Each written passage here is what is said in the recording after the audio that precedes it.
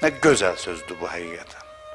Allah İsmaillərin qənimi deyil, İbrahimlərin azadlığının tərəfdarıdır. İbrahimlər və İsmaillər özü də bu şəkildə azad olur deyə təklif bu idi. Biz insanlar aşiq yaranmışıq, zatən aşiqik.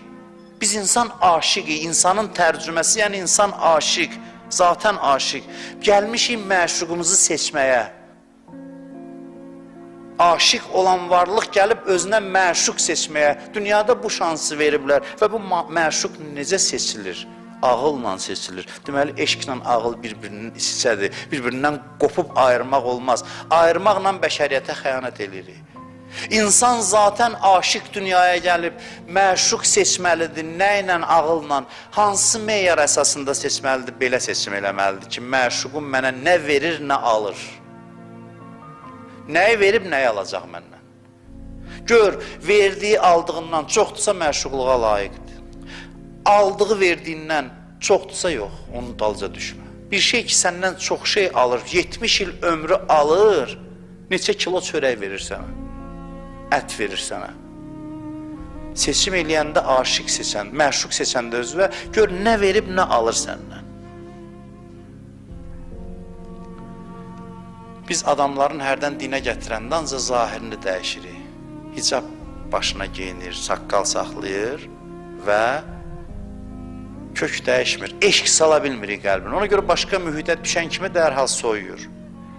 Bir alim deyir ki, mən baxdım deyir, payızda gördüm ki, ağac o qədər zəifdir ki, budaqlarını saxlamaq gücü yoxdur. Ne üçün? Çünki kök yatıb. Kök yatıb, budaqlardan xəbərsizdir. Amma yazda deyir, kök oyanır deyə, quru çubuğun üstündə, quru taxta parçasının üstündən başlayır yarpaqlar cücərməyə. İman da belədir. Qəlbə eşq salmaq lazımdır, qəlb oyansın, qalan şeylər özü cüzərəcək. Və eşq necə olur? Eşq ağılla, düşündürməklə, təfəkkürlə. O hansı eşqdir ki, ağla ziddir? Deyir, Əbəlfəz dayandı, suyu götürdü, ağıl dedi iç, eşq dedi içmə. Hansı ağıl deyə bilər ki, iç suyu, hansı ağıl? Elə bir ağıl yoxdur dünyada. Ağılla eşqin sözü heç zaman ziddi olmayıb, ağılla eşq həmişə eyni sözü danışıb. Eşqin ünvanını seçəndə ağıldır. Ona görə də deyir, aşiqlərin qurduğu düzən. Bəzilə bilir ki, bu ancaq qəzəl kitablarında olur, qəzəllərin misralarında olur deyə praktikliyini itirir. Bəli, biz deməliyik ki, biz eşqin hakim olduğu düzəni axtarırıq və o düzənin qurulması üçün ağlın yetkinləşməsi lazımdır. İnsanlar maksimum ağıllı olanda aşiq olacaqlar.